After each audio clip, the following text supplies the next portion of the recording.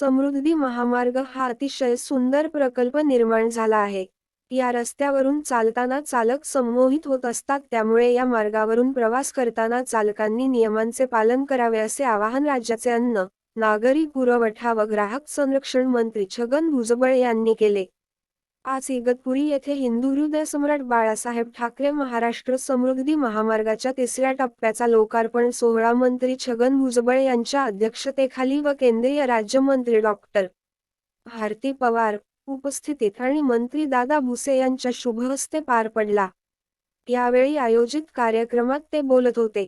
यावेळी मंत्री छगन भुजबळ म्हणाले की, हिंदू हृदयसम्राट बाळासाहेब ठाकरे महाराष्ट्र समृद्धी महामार्गामुळे मुंबईतील जवाहरलाल नेहरू पोर्ट ट्रस्ट ते नागपूर स्थित मिहान यांना जोडणाऱ्या या महामार्गामुळे बंदरावरून जलद वाहतूक करून आवश्यक माल भारतभर वेळेवर पोहोचवणे शक्य होणार आहे. हा प्रकल्प देशांतर्गत आणि आंतरराष्ट्रीय पातळीवर गुंतवणुकीच्या आधारे राज्यातल्या ग्रामीण भागास महत्त्वाचा ठरलेला आहे.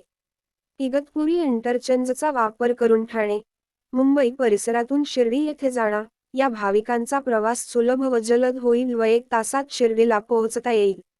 याशिवाय शिर्डी, अहमदनगर व नाशिक जिल्ह्यातील सिन्नर व इगतपुरी परिसरातील शेतक यांच्या शेतीमालाच्या वाहतुकीसाठी मुंबई महानगर प्रदेशात येणे व जाण्यासाठी कमी कालावधी लागणार असल्याचे त्यांनी सांगितले.